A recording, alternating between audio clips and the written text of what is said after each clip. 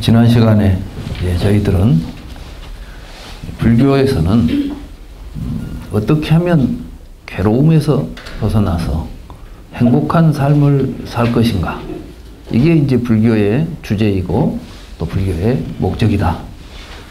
우리가 이 괴로움에서 벗어나기 위해서는 괴로움의 실체를 알아야 된다.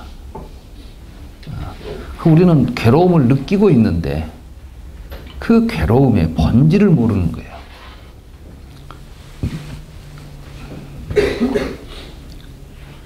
부처님께서 발견하신 것은, 깨달으신 것은 그 괴로움의 본질이 바로 우리 자신이더라는 거죠.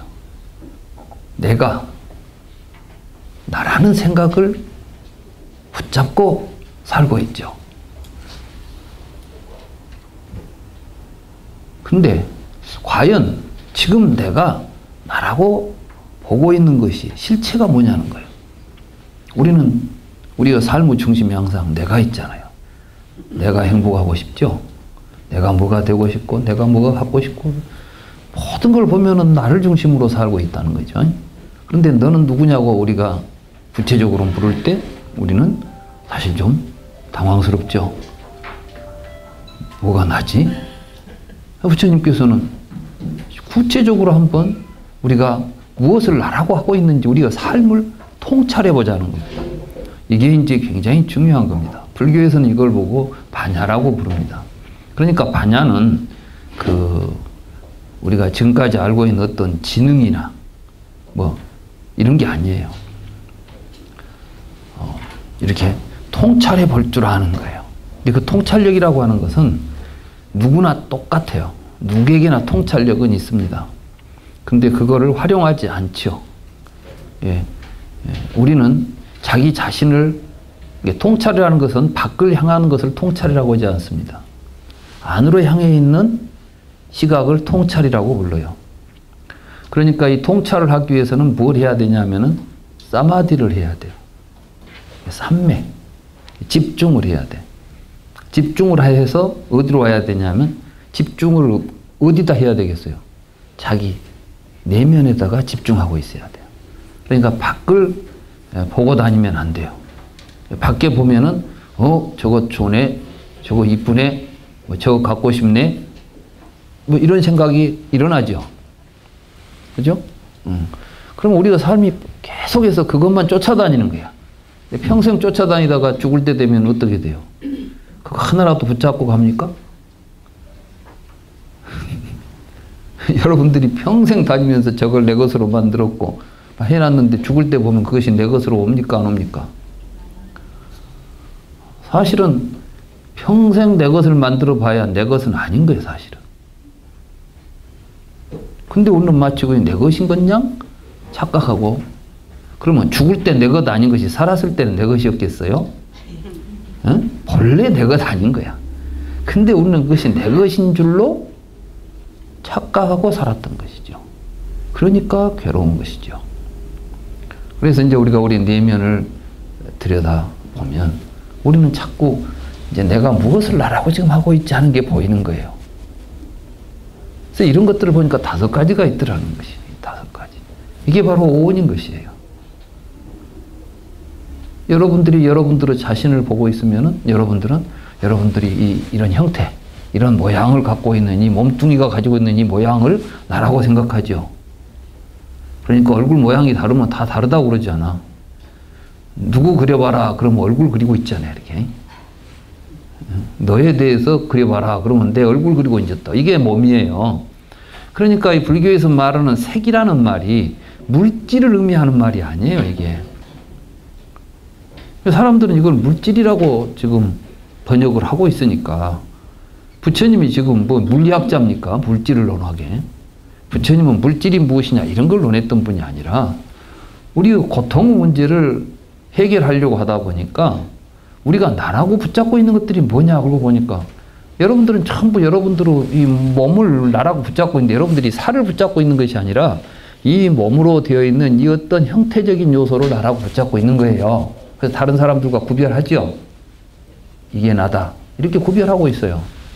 그 다음에는 여러분들은 몸을 가지고 살아가는 삶 속에서 우리는 살면 반드시 보면 살아간다는 것은 눈으로 보고 귀로 듣고 이게 삶의 출발점입니다. 그렇습니까? 안 그렇습니까? 산 사람하고 죽은 사람하고 구별은 금방 해요. 의사도 금방 해요. 눈앞에다 대고 이렇게 해보잖아. 그래가지고 아무 반응이 없으면 좀 이상하다, 죽은 것 같다 그러지 않아요. 근데 이렇게 하니까 눈동자가 돌아가고 뭐 현다 그러면 살았네. 이거 뭐야? 지각한다는 거예요. 부처님은 생명 현상을 어떤 생명체가 우리 몸속에서 살고 있다고 말하지 않았습니다. 실제로 생명이란 무엇인가라는 질문을 했을 때 부처님은 그때 이제 생명이란 무엇인가가 이제 그런 물음을 누가 물으니까 살아있다는 것이 뭡니까? 그러니까 열이 있다는 것이다 그랬어요. 열이 있다. 그러니까 의사들이 우선 보면은 만져봐가지고 싸늘하면 체온이 없으면 죽었다 그러잖아. 열이다 그러더라고. 나 깜짝 놀랐어요 처음에. 그리고 내가 불교를 이제 더 연구하면서 뭘 느꼈냐면 불교는 어떤 생명이나 이런 것들을 실체시하지 않고 사실은 부처님은 있는 그대로 이야기하지 뭔 개념을 가지고 이론을 만들어서 우리에게 설명하지 않아요. 그러니까 부처님 말씀은 하신 대로 우리가 관찰할 수 있는 말씀들이에요. 이것은 자기가 알고 있는 이해를 가지고 이렇게 꾸며서 뭔 이론을 만들어서 이해하는 게 아니라 그래? 그대로 한번 해보면 되는 거예요. 그걸 부처님께서는 와서 보라고 하셨어요. 와서 보라. 오면 누구나 다 보여줄 수 있다는 거죠. 그러니까 불교는 우리가 직접 봐야 됩니다. 이걸 볼 때 어떻게 봐야 되느냐? 반야로 통찰해야 보이는 거예요. 이게 제대로 보이는 거죠. 이게 이제 반야바라밀인 것이에요. 그러니까 지금 그렇게 반야바라밀다 경의 반야부경전은 바로 그런 이야기를 하고 있는 거죠. 반야부경전에서. 그러니까 이게 이제 반야심경이죠. 반야심경이 바로 그 이야기를 하는 거예요. 그때 이제 온이 공하다는 것을 비추어 보니까 모든 괴로움이 사라지더라. 다시 말해서 우리가 나라고 생각하고 있는 이 생각이 우리의 삶 속에서 비어지니까 없어지니까 우리가 행복해지더라 이 말씀이에요. 쉽게 말하면. 그러면 어떻게 할 때 그게 없어지겠어요? 여러분은 항상 누구를 상대할 때 자기를 중심에 두고 상대하죠. 저 사람이 나한테 지금 뭐 득이 되냐 해가 되냐부터 생각할 거 아니요. 저 사람이 나한테 좀 득이 될 것 같으면은 내가 좀 친절해지고 기분도 좋아지고 좀 달라지지. 그렇잖아요? 근데 저게 좀 해봐야 뭐 득이 안 되겠다 싶으면 피하잖아. 그러면서 이제 싫은 거야 이게. 근데 부처님은 어떠셨을까요? 부처님은 상대방을 탁 봤을 때 저 사람이 나한테 이익이 되냐 손해가 되냐 이렇게 봤을까요? 아니면은 저 사람이 나를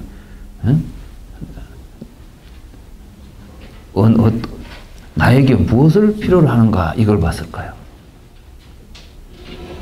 부처님은 중생들이 무엇을 필요로 하는가를 봤지 부처님 이익을 위해서 부처님을 위해서 중생들을 보지 않았다는 것이죠. 이해가 되세요? 그러니까 부처님이 볼 때는 왕을 만나든 거지를 만나든 천민을 만나든 차이가 있겠어요? 없겠어요? 저 사람은 지금 나에게 무엇을 바라고 있지? 내가 저 사람을 위해 살 수 있는 일이 뭘까? 이걸 생각하면서 사신 거예요. 그러니까 다시 말해서 왕이 됐든 또는 큰 부자가 됐든 가난한 사람이 됐든 누구나 다 고통을 겪고 있다는 것입니다. 우리는 자기가 고통을 겪을 때 누가 내 속을 알아? 나나 이 고통을 겪고 있지 이렇게 생각하기 쉬워요. 그런데 여러분 그렇게 생각 안 하셨어요? 지금까지 고통을 겪으면 다른 사람은 좀 괜찮을 것 같은데 어째 나는 이렇게 뭐 문제가 많고 괴로움이 많을까 이런 생각 해보신 적 있죠? 다 했다잖아, 다. 나만 한 줄 알았더니 다 그러고 사는 거예요. 그러니까 여러분 뭐 다른 사람 보고 부러워하지 마세요. 50보 100보야.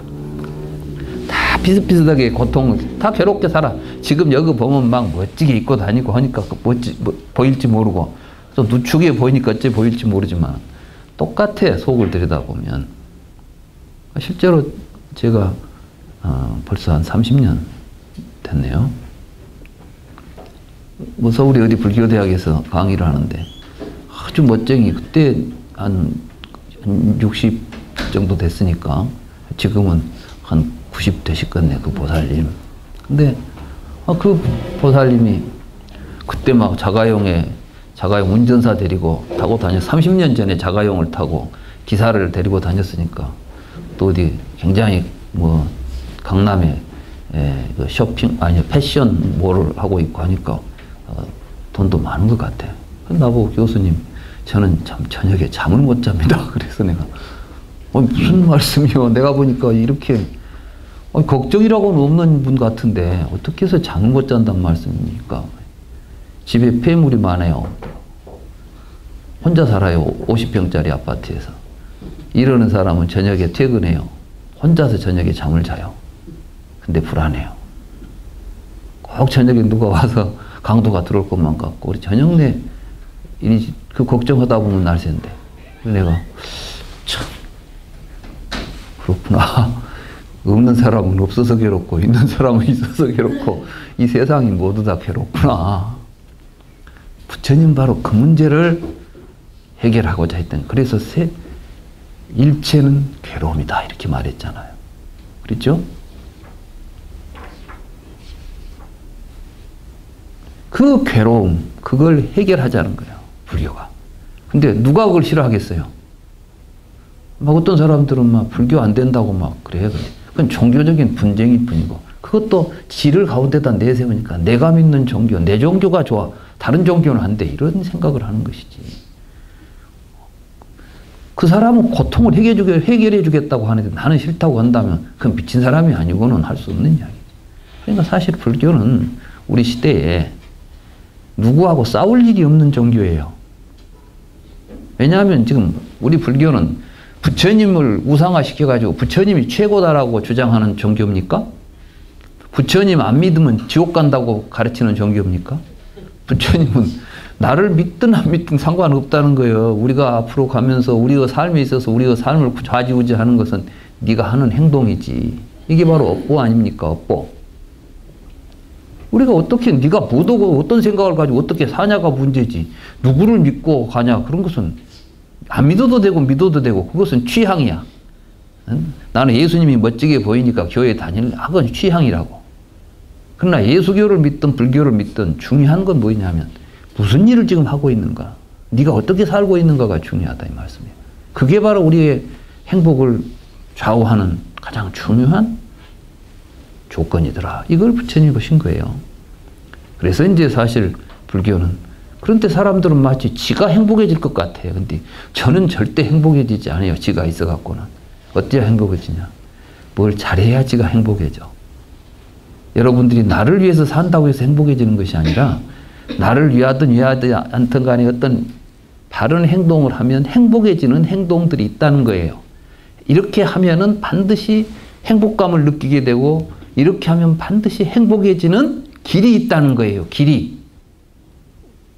그 길을 발견했다는 겁니다. 이게 팔정도예요. 팔정도. 그러니까 팔정도를 실천하면 우리는 행복해진다는 거예요. 그러니까 아주 간단한 이야기죠. 그렇지만 이 간단한 이야기를 우리가 바르게 이해하고 하기 위해서는 또 심오한 우리 자신에 대한 성찰이 필요한 겁니다. 그래서 이제 지난번에 우리는 오온이 곧 괴로움이다. 그런 이야기 했었죠.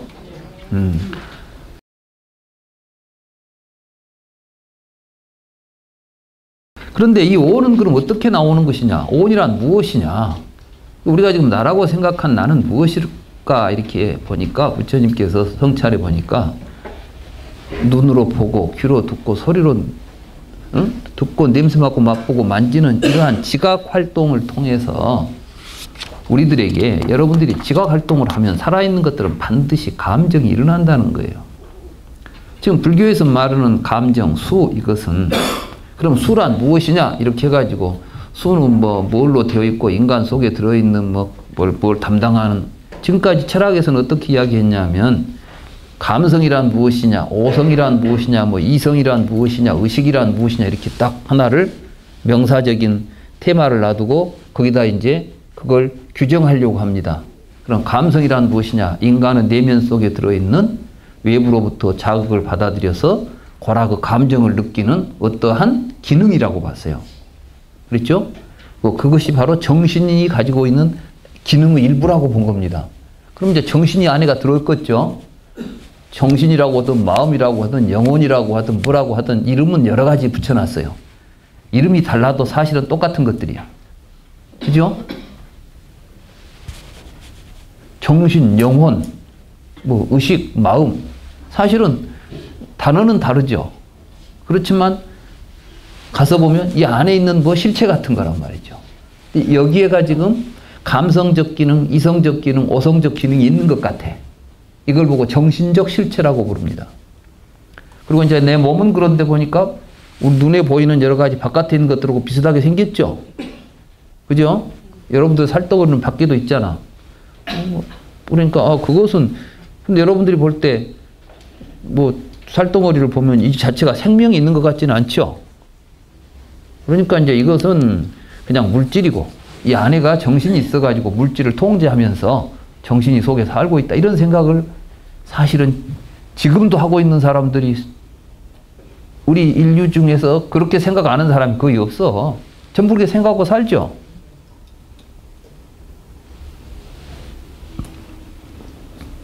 부처님은 그렇지 않다는 것을 깨달은 거예요. 우리 몸 안에는 그런 놈이 살고 있지도 않아. 그럼 뭡니까 하니까 살면 그런 것들이 그런 작용을 하는 것들이 계속 삶을 통해서 만들어지고 있더라는 거예요. 없다는 이야기를 하는 게 아니에요. 우리는 없다 그러니까 그러면 정신없이 뭐 우리가 지금 말은 누가 합니까 이렇게 말하죠. 그러면 역으로 말해서 이렇게 말도 잘하고 뭣도 보는 놈이 죽은 뒤에는 무엇으로 말을 못할까? 죽은 뒤에는 바깥에 벗어나서 말을 더 잘하겠네. 에? 그러면 지금 바깥에서 죽은 영혼들이 돌아다니면서 말 많이 해줘야 되잖아. 소리 들려요? 아무 소리도 없잖아.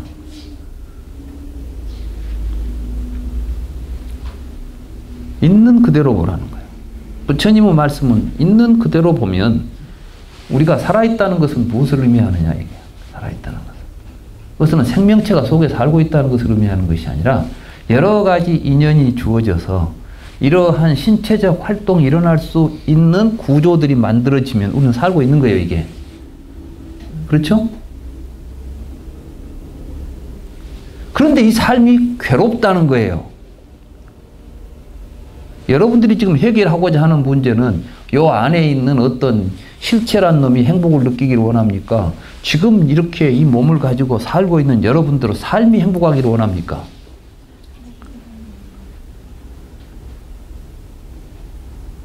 그래요. 그러면 이 삶이 어떻게 행복해질 것인가를 연구해야 될 거 아니에요.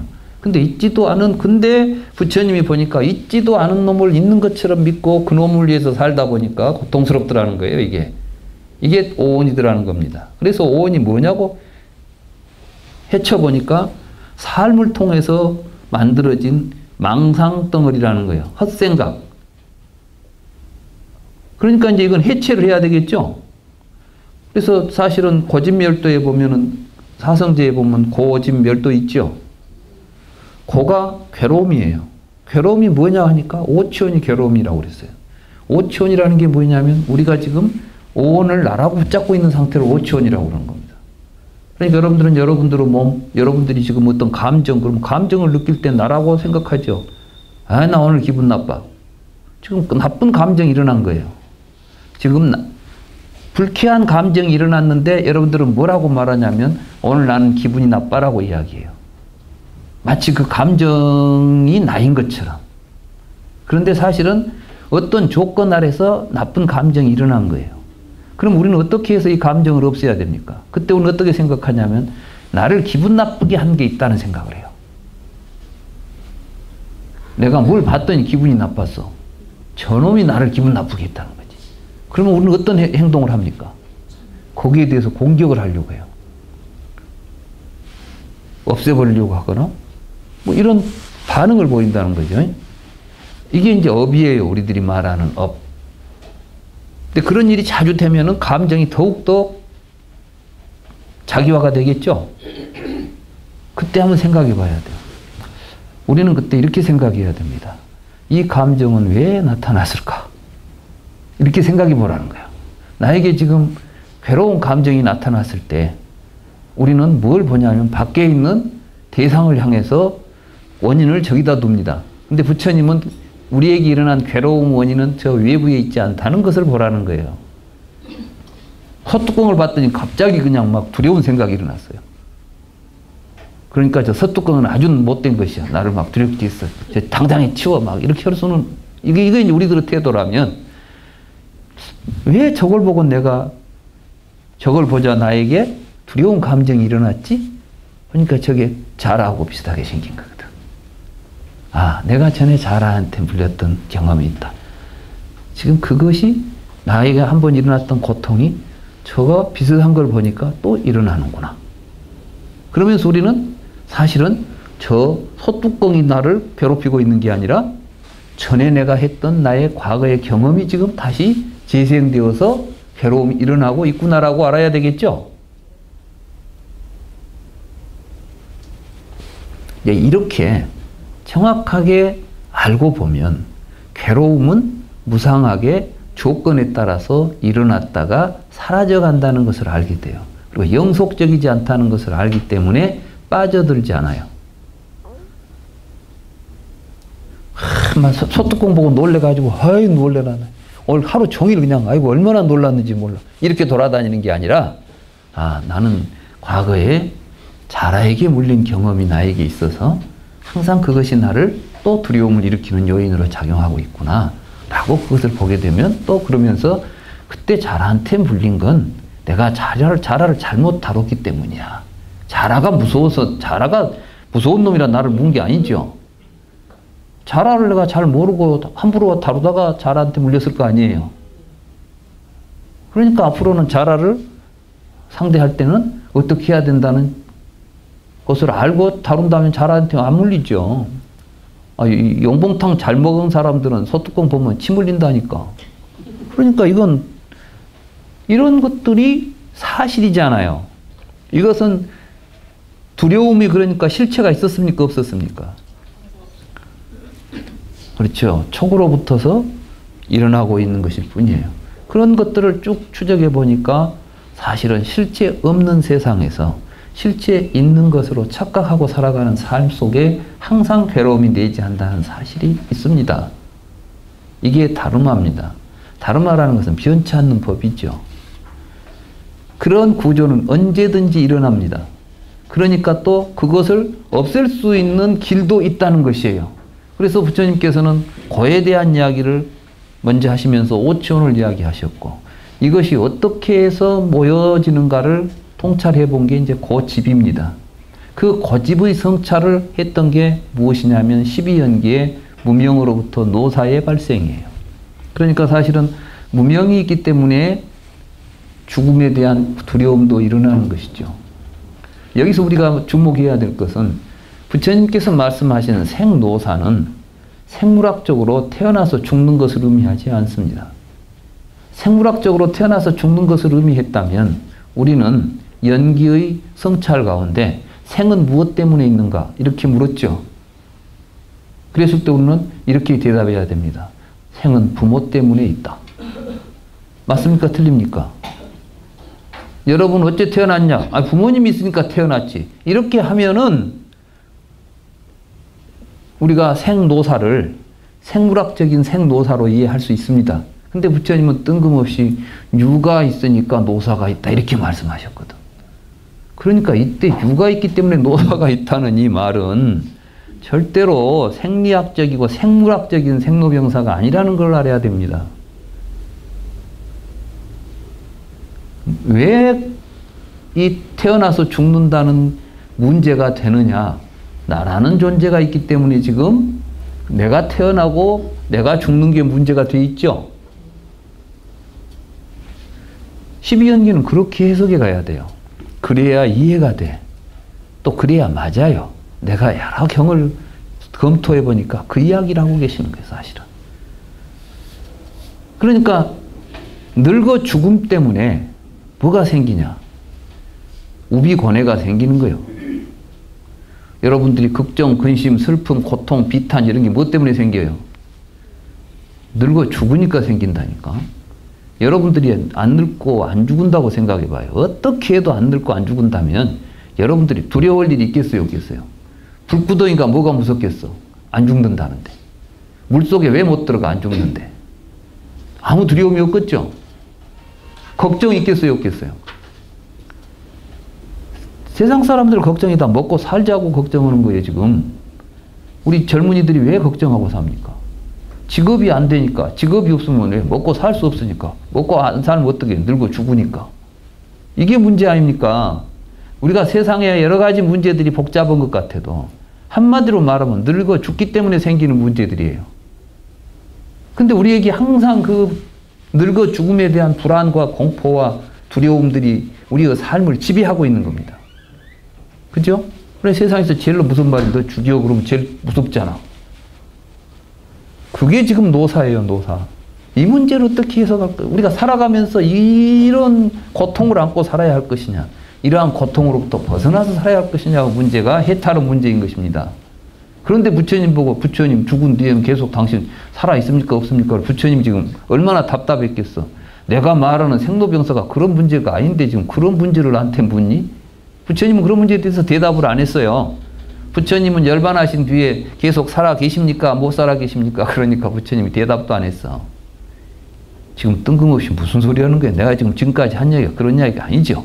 부처님께서 하시는 말씀은 노사는 그런 노사가 아니라는 거예요. 여기서 이제 그래서 연기를 보는 자는 법을 보고 법을 보는 자는 연기를 본다. 이게 이제 사성제 법문에서 마지막 결론 아니었습니까? 그러니까 다시 말해서 조건 따라서 괴로움도 나타나고 사라진다는 것을 이야기하는 거예요. 그러니까 우리가 뭘 알아야 되냐면 나에게 일어나는 괴로움이 어떤 조건에서 일어나고 있는가를 정확하게 알고 그 원인을 제거하면은 또 뭐가 돼요? 반드시 괴로움이 제거될 수 있다는 것도 정확하게 아는 것. 이게 바로 연기예요. 그러니까 연기라는 것은 어떤 물리학적인 이론이 아니라 우리가 통찰해 보면 반드시 내가 겪고 있는 고통에는 그에 상응하는 조건들이 있다는 겁니다. 그 조건을 정확하게 분석해 보니까 그 전체적인 과정을 우리들의 마음이 어떤 식으로 움직일 때 이런 고통이 일어나는가를 통찰해 보니까 무명으로부터 행식, 명생육입, 촉수의 지유생, 노사의 과정이 일어나더라는 겁니다. 이걸 보고 부처님께서 또 이런 말씀을 하셨습니다. 이것이 그릇된 길이다. 미차 빠띠빠따라고 그랬어요. 미차 빠띠빠다. 그 다음에 무명이 사라지면 노사가 사라진다. 이것이 바른 길이다 그랬어요. 사마 빠띠빠다. 정도죠. 이 바른 길을 우리가 제대로 잘 분석해 보면 8가지로 되어 있다. 이게 바로 팔지성도, 팔정도라고 부르는 것입니다. 부처님은 이렇게 경전에서 그렇게 말씀을 하셨어요. 저는 지금 여러분들에게 내 이야기를 하지 않아요. 경전에 나온 말씀은 여러분들에게 전해드리는 겁니다. 그렇게 쌍유타 니까야에 보면 니다나, 다시 말해서 연기에 대한 설법을 하시는 가운데 2번째 경인가에 대해서 내가 길에 대해서 이야기하겠다. 그렇게 이야기해가지고 길에 그릇된 길과 바른 길이 있다. 정도와 사도죠. 제가 이제 그릇된 사도를 저는 그릇된 바른 이렇게 내가 이제 번역을 했어요. 한문으로. 한글로 번역할 때 괜찮아요? 우리가 그릇된 길을 가면 안 되겠죠. 바른 길을 가야 되겠죠. 불교는 바른 길을 가는 종교입니다. 그 길은 누가 가야 되죠? 그렇죠. 누가 대신 가주면 되겠어요? 안 됩니다. 그러니까 불교는 우리가 각자, 근데 여기서 보고 주님이여 나를 어디로 데려가 주세요 한다고 해서 내가 그걸 갈 수 있겠어요? 부처님은 그래서 나는 길을 보여줬을 뿐이다. 나는 길을 보여주는 안내자일 뿐이다. 그래서 나는 그 부처님을 도사라고 그러는 거예요. 도사. 이 도사라는 것은 안내자란 뜻이에요. 인도자란 뜻입니다.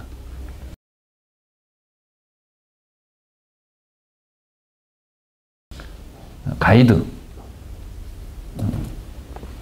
그래서 이제 오온을 우리가 올바로 알면 괴로움이 사라집니다. 그 지점을 우리는 오온의 실상을 알면 괴로움이 사라진다. 오늘 이제 그 부분을 할 거예요. 그때 이제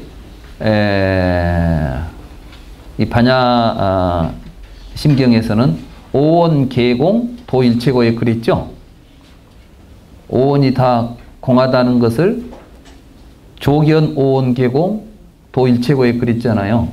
오온이 공하다는 것을 우리가 통찰해서 확실하게 보게 되면 괴로움은 안 일어난다.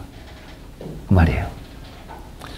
실제로 한번 해봅시다. 여러분들이 여기서 강의 듣고 우리 불교는 이런 거 이래야 돼요. 어떤 이야기를 들었으면 그게 반드시 구체적으로 여러분들의 삶 속에서 실천할 수 있어야 되는 거예요. 무슨 말을 들었는데 구체적으로 뭘 하자는 것인지 모른다면 그건 불교를 공부 하나 만화가 되는 것이죠. 이론을 머릿속에 담고 다녀봐야 여러분들이 구체적으로 뭘 해야 될지를 모른다면 오늘 강의를 들었는데 참 멋진 강의를 들었어. 그런데 뭘 하자는 이야기인지 모르겠더라. 그러면 그건 하나만 한 이야기예요. 그죠? 오온 계공 도일체고이라는 이야기를 들었으면 정말 오온이 공하다고 보면 괴로움이 사라지는 것이 어떻게 하면 진짜 그런가를 한번 보자는 거예요.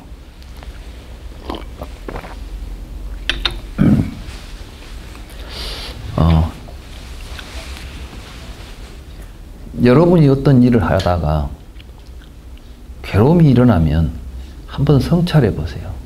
누가 상처를 받고 있죠? 내가. 그래요. 근데 실제로 내가 있어요, 없어요? 내가 상처받고 있다고 생각하고 있는 거예요. 상처받는 놈이 어떤 놈이냐 하고 물어보니까 없는 거예요, 사실은. 예? 이게 선이에요. 사실은 아주 간단한 이야기들이에요. 선사들 이야기가. 근데 그것을 이상하게 풀어놓으니까 복잡하고 못 알아듣는 소리가 되는 것이 지금 우리 현재 지금 선가의 조사들의 어록들이 잘못 해석돼요. 예를 들어서 달마대사가 해가가 찾아와가지고 알죠? 소림사로 해가라는 분이 왔어요. 본래는 그분이 신광이라는 분인데 이제 출가해가지고 그 중이었죠. 그런데 이제 달마대사가 이름을 다시 지어줬어요. 이름이 해가지요. 그래서 이제 입시를 해가지고 묻지요. 달마 스님한테. 스님, 제 마음이 몹시 불안합니다. 이 마음을 좀 편안하게 해 주십시오. 지금 마음이 있어갖고 너 막 불안해하고 있는 거야, 지금. 그러니까 이것 좀 어떻게 좀 불안하지 않게 좀 해 주십시오. 이렇게 이제 묻는 거죠. 그러면 마음이 불안하다는 말은 다른 말로 말하면 뭐가 불안하다는 거예요? 지가 불안하다는 거이지. 내가 지금 불안합니다. 나 불안한 나를 좀 불안하지 않게 해주십시오. 그 말이나 제 마음이 심히 불안합니다. 말은가 똑같은 이야기예요. 사실은 우리가 말할 때 내가 불안해. 그때 그 나라는 건 뭐예요? 내 마음이지. 지금 불안한 마음이 있다. 사실은 여기서 중요한 것은 해가는 어떤 생각을 가지고 있냐면 이 마음이라는 놈이 있어가지고 지금 불안해 떨고 있는 거예요. 마음이 있어요, 있어. 이놈이 막 불안하단 거야. 근데 지금 이제 처방은 어떻게 내려지냐? 불안한 마음을 찾아오너라 그랬어요. 그 말은 뭐냐? 불안할 때 바깥에 있는 걸 보고 막 저것 때문에 불안하다 막 외부에다 대고 말이지. 이게 소뚜껑만 보면 나는 놀래 죽겠어. 막 이렇게 바깥에다 마음을 쏟고 있는 것이 아니라 불안한 마음을 보라는 거예요, 이게. 그게 선이에요. 달마대사가 그 마음을 찾아와라. 그 말은 뭐냐면 불안할 때마다 불안한 마음이 밖을 보지 말고 네 불안한 마음이 내 마음이 지금 불안한 상태네 하고 자꾸 한번 봐라는 거야. 그래서 불안한 마음이 어디에 있지? 이렇게 이제 계속 봐야 되는 거죠. 그것은 사실은 거기에만 적용되는 게 아니에요. 그 말 하나를 여러분들이 달마와 해가의 대화를 들었다면 여러분들이 기분이 나쁠 때 기분이 나쁜 때 좀 내 기분 나쁜 마음, 기분 나쁜 마음을 좀 기분 좋게 해주세요. 똑같은 말 아니에요. 그때 어떻게 해야 된다고? 그 마음을 한번 찾아보라는 거예요. 근데 실제로 찾아보면 마음이라는 놈이 있어갖고 막 괴로워하고 있어요? 아니요. 지금 괴로운 마음이 어떻게 일어나갖고 지금 막 괴로운 상태가 있을 뿐이에요. 내가 지금 괴로움이라는 느낌이 있을 뿐이에요. 이런 걸 수라고 그래요, 수. 이게 수념처입니다. 지금 사념처 가운데 수념처 수행을 가르쳐 준 거예요. 달마는. 해가한테. 그런데 무슨 놈의 입바사나하고 화두하고 뭐 조사선하고 뭐가 달라요? 근본을 보면 똑같은 지점에서 일어나는데 할 줄을 알면 이것을 하나 저것을 하나 똑같은 짓이라는 걸 알고 할 줄을 모르면 이론만 갖고 있으면은 서로 다르다고 내 것이 좋다고 주장을 합니다. 그러니까 뭐 서로 싸우고 있는 사람들은 다 헛것을 본 사람들이에요. 종파적이고 뭐 해가지고 막 선이 최고야, 뭐 조사선이 최고야, 화두가 최고야, 윗바사나가 최고야. 아무것도 최고가 아니에요. 제대로 하면 최고지. 윗바사나를 하든 화두를 들든 제대로 하는 것이 최고지. 그것 한다고 최고가 아니라니까. 윗바사나 한다고 하고 있지만 헛발을 딛고 있으면 그건 하나만 하는 것이고, 가나선을 한다고 하고 있지만 헛짓거리를 하고 앉아있으면 이건 하나만 하는 짓거리요. 화두만 들고 있다고 해서 최고예요. 내가 칼을 들고 다닌다고 해서 최고예요. 칼은 잘 써야 최고지. 쓸 줄도 모르면서 내가 한 것이니까 내 것이니까 최고다라는 것은 불교에서 이야기하는 가장 하지 말라는 짓을 하는 거예요. 아와 아소를 갖고 있는 거죠. 나와 내 것을 가지고 있는 거죠. 이건 아무 의미가 없는 거예요. 우리 삶에. 여기서 이제 해가가 깨닫죠. 불안한 마음이 본래 없었구나. 마음이 본래 없구나. 찾아올래야 잡을 수 없는 것이 마음이었어요. 나는 이것이 있는 줄 알았더니 없네. 이것은 공연이 일어났다가 사라지고 있는 현상일 뿐이지 이 안에 자리 잡고 있는 마음이 아니에요. 그런 이놈은 마음을 뭐 해결해 줄 있어야 그놈을 불안하게 불안해서 없애주는데 없는 놈한테 어떻게 이것을 불안한 마음을 없애주겠어요? 그걸 아는 순간 뭐예요? 그러니까 말하자면 공을 깨달은 거예요. 그래서 와서 하는 이야기가 그거잖아요. 멱심불가득입니다. 딱 그랬어요. 알았어요, 이제. 마음을 찾으려고 멱이라는 게 뭐예요? 찾으러 돌아다니는 거예요. 막 찾아봤는데 마음이라는 게 도대체가 잡히지도 않고 그거 없는 건데요? 이렇게 말하는 거예요.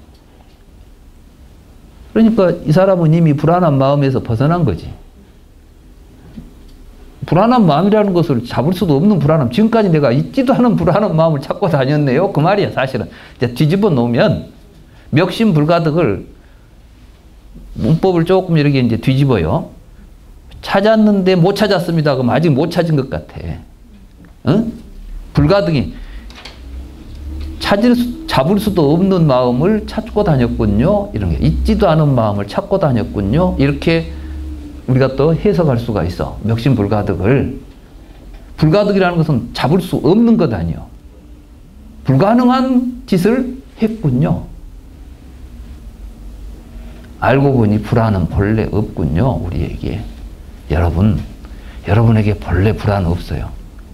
이런 걸 보고 자성청정심이라고 불렀던 거예요. 원래 우리에게는 불안한 마음이 없는데 생각을 잘못 일으키니까 자꾸 이런 것들이 일어나고 있을 뿐이에요. 그러니 불안한 마음이 없지는 않아. 있어. 어떻게? 무명으로부터 헛생각하면은 일어나게 돼 있어, 이것이. 근데 그 헛생각 지우면 안 일어난다니까. 그러니까 우리의 마음은 본래 헛생각 안 하면은 그대로 문제 없는 것들이에요. 근데 자꾸 헛생각을 하고 있다는 거지. 그러니까 무명이 문제인 것이죠. 불교에서 가장 중요하게 생각하는 것은 무명을 없애자는 거예요. 다른 게 문제가 아니라. 그게 이제 실상을 모르는 것이 무명이잖아요. 그래서 불교 수행은 전부 다 오온을, 실상을 보고 오온이라고 하는 헛된 망상이 일어나는 것을 막는 것, 더 이상 일으키지 않는 것을 목적으로 합니다. 그러니까 여러분들이 이제 어떤 괴로움이 일어났을 때 그걸 항상 발견해야 돼요. 아, 여기에 지금 나에 대한 집착이 있구나. 내 생각대로 안 된다고 생각하고 있구나, 내가. 왜 자식이 자기 생각대로 돼야 합니까? 왜 남편이 내 생각대로 행동해야 됩니까? 여러분은 누구 생각대로 행동하고 있습니까? 왜 나는 안 하면서 다른 사람은 해주기를 기대합니까?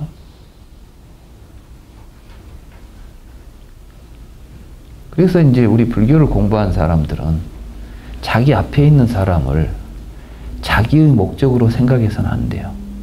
내 목적을 위한 존재로 생각해서는 안 된다고. 왜냐하면 그렇게 생각하는 순간 피차가 괴로워져. 다만 어떤 행동을 하면 아, 저 사람은 저렇게 행동하고 있구나 라고 바라보는 거예요. 그리고 그것이 만약에 좋지 않은 행동이면 저렇게 행동하면 좋지 않을 텐데 라고 자기가 알고 바라보는 거예요. 그리고 또 내가 해줄 수 있는 일이 무엇일까? 라고 바라보는 거예요. 말하자면 가정에서도 저는 이제 이 불교를 공부하는 사람들이 뭐 도통한다 해가지고 스님들이 출가한다고 해서 우리 공부하는 사람들도 집안 문제 걷어 치우고 공부하러 다니는 건 아닙니다. 예. 야, 스님들이야. 왜 이제 스님들은 출가하냐 그러면 더 큰 일을 하려고. 집에 있어갖고 식구들만 보살피기가 너무 내 뜻에는 맞지 않아. 나는 더 큰 뜻을 가지고 좀 일해야 되겠어. 이런 이제 원을 세우니까 정말 이제 가족이나 이런 걸 다 버리고 출가를 하지만 이 세상 사람들이 다 출가해버리면 되겠어요? 그건 아니지. 이제 이 제가가 해야 할 일은 무엇이겠어요? 가장 가까이 있는 이 가르침을 우리가 가장 가까이 있는 사람들에게 실천하는 거예요. 그래서 이제 가정에서 여러분들이 식구들을 대할 때도 내 생각대로 해주기를 기대해서는 안 돼요. 그것은 곧 그 사람을 괴롭히는 일이에요. 아울러서 자기 자신도 괴로워지는 일이에요. 그리고 그렇지 않아도 여러분들은 행복해질 수 있어요. 여러분은 그 사람들이 어떻게 해서 불행한 게 아니라 여러분 스스로 잘못 생각하고 살고 있기 때문에 괴로운 것입니다. 그러니까 여러분들이 일어나는 모든 괴로움은 여러분들의 자신의 마음을 다스리지 못해서 나온 것이지 그게 외부의 무엇 때문에 생긴 것은 아니에요. 그것을 여러분들이 누구 때문이라고 하는 순간 여러분들에게는 자타의 분별심이 일어나 있고 또 그런 것들 때문에 고통은 더 커지는 것입니다. 그거 하지 말아야 된다는 이야기를 지금 여기서 오온계공 도일체고익이라고 말하는 거예요. 그러니까 오온계공 도일체고익이라는 것은 뭐 없다 있다를 논하는 것이 아니라 여러분들의 삶 속에서 여러분이 뭘 할 때 항상 내 생각, 내 뜻, 나 이런 생각을 지워가라는 거예요. 지워가라고. 생각하지 말라는 거예요. 그리고 아들 그러면은 나는 누구예요? 아들을 보고 있는 나는 부모잖아. 그러면 부모가 아들에게는 뭘 해야 돼 이제? 부모는 아들에게 부모로서 해야 될 일이 있어요. 이게 업이에요. 내가 할 일을 하는 거예요. 근데 아들 보고 나를 위해서 뭘 해달라고 해서는 안 되는 것이죠. 우리 교육도 보면 대체로 이제 우리가 그 대학에서 학교에서 이렇게 교육 문제를 논의하다 보면 좋은 교육을 하고 싶어도 그걸 가로막고 있는 사람들이 있대요. 가장 크게 가로막고 있는 사람들이 부모들이래요. 우리는 이제 애들에게 입시 교육을 시키기 싫어요. 근데 그러니까 학교에서 애들 막 붙잡아 놓고 막 그 시험 성적 올리는 거, 이건 교육적으로 좋지도 않고 교육도 아니에요. 이건 사람 망치는 거라고. 가장 비교육적인 것을 교육 현장에서 돈 들여가면서 우리는 자식들을 망치고 있는 거지, 현재. 근데 부모들이 좋은 대학을 보내야 되겠다는 거예요. 좋은 대학이 어떤 대학이 좋은 대학이죠? 하버드가 좋은 대학입니까? 서울대가 좋은 대학입니까? 스카이가 좋은 대학입니까? 우리들에게는 그 좋은 대학이라고 하는 생각이 있어요. 그런데 좋은 대학 안 나온 사람도 훌륭한 사람 수도 없이 많아요. 좋은 대학이라는 데를 나와가지고 못된 사람들 많은 데가 엄청 많아요. 이번에 막 국정농단 사건에 개입된 대학을 보니까 전부 다 스카이더라고. 그럼 그 좋은 대학입니까? 왜 그런 데를 못 보내서 안달입니까? 그 대학 나오면 행복해집니까?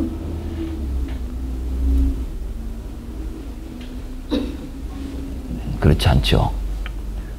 그건 욕심들이에요. 그리고 많은 사람들이 자기가 실현하지 못한 것을 자식들한테, 그러니까 이제 자기가 가고 싶은데 못 갔으면 자식은 꼭 보내야 되겠다는, 나는 못 갔으니까 자식이라도 보내야 되겠다는 거. 어이, 지 인생을 왜 또 자식한테까지 집어 던져가지고 막. 그러니까 이제 내 생각만 해도 지금 고통스러운데 나를 갖다 자식한테까지 확대시켜 놓고 보니까 내 것까지 확대시켜 놓고 나니까 괴로움이 더 커지지 않아요. 우리 불교 공부하는 사람들은 이런 걸 알자는 거예요. 이걸 올바로 알고 이런 것들이 반야심경을 공부한 공덕입니다. 내가 이 교수한테 가서 반야심경 강의는 들었다. 근데 듣고 나서 하는 행동은 똑같다. 그러면 이건 뭐 하나만 한 것이죠. 그죠? 우리가 공부한다는 것은, 불교 공부한다는 것은 나 자신이 변화하는 거예요. 지금 여기는 변화하러 왔습니다. 여러분들이 변하기 싫은 분들은 이 강의를 들으실 필요가 없어요. 이 아까운 시간에. 자, 이게 이제 오온의 실상을 알아서 괴로움을 벗어나 사라진다는 것인데, 거기 보면은 파릴레아경이라는 경이 있어요. 어떤 비구가 이런 생각을 일으켰습니다. 어떻게 알고 어떻게 보아야 번뇌가 지멸할까? 그러자 세종께서는 그 비구의 생각을 아시고 비구들에게 말씀하셨습니다. 비구들이여, 나는 분명하게 법을 설했다오. 분명하게 사념처를 설했고, 분명하게 사정근을 설했고, 분명하게 오근을 설했고, 오력을 설했고, 칠각지를 설했고, 팔지성도를 설했다오. 비구들이여, 나는 이와 같이 분명하게 법을 설했다오. 비구들이여, 실로 이와 같이 분명하게 법을 설했다오. 그런데 이제 어떤 비구는 어떻게 알고 어떻게 봐야 곧바로 번뇌가 지밀할까라는 생각을 일으켰다오. 그러니까 결국 뭐냐, 부처님께서 하신 모든 설법, 지금 이야기한 게 이제 37조도품이라는 겁니다. 근데 부처님께서 이제 우리들에게 가르쳐 준 길이 이 38가지의 길을 가르쳐 준 게 아니야. 사실은 이 37조도품이라는 게 38개로 되어 있지만 기본적인 구조를 보면 사념처에서 시작해가지고 8정도의 삶을 완수해 나가는 과정을 이야기하는 겁니다. 그러니까 사념처 수행을 하면 신수신법을 관찰해요. 그러면 그때 반드시 뭐가 나타나냐 하면은 사정단을 일으키게 돼 있어요. 여러분들이 지금 몸으로 행동하는 걸 잘 통찰해 보면서 아, 내가 지금까지 이렇게 하니까 내가 문제가 생겼구나, 이걸 보는 거예요. 만약에 어떤 분이 나는 허리가 아프다. 그러면 나는 허리가 약하다. 이렇게 생각하신 것은 잘못이야. 어떻게 봐야 되냐면, 아, 내가 지금까지 자세가 이렇게 잘못되어 있었구나. 또 허리 운동을 안 했구나. 반드시 허리가 아플 때는 허리가 아픈 원인이 있을 거 아니에요. 그러면 이제 이것은 해야 되고 이것은 해서는 안 되겠다. 말하자면 선법은, 이미 나타난 선법은 계속 증장시키고 일어나지 않는 선법은 더욱 일어나도록 하고, 이미 행해진 나쁜 일은 그치고 앞으로 그런 일을 행하지 않도록 하는 걸 보고 사정단이라고 그래요. 이 사정단은 언제 일어나냐면 사념처를 수행해야만 나타나게 돼 있어요. 그러니까 불교 수행은 사념처에서 사정단, 사여의족, 오근, 오력, 칠각지, 8정도로 이어지는 이 전 과정이 그럼 뭐 하자는 것이냐? 이것이 바로 오온을 지멸하는 법입니다. 그러니까 오온을 통찰해서 오온이 공하다는 완전한 깨달음에 이르는 길이 바로 불교 수행의 전부다. 그 이야기를 이 경이 하고 있는 거예요.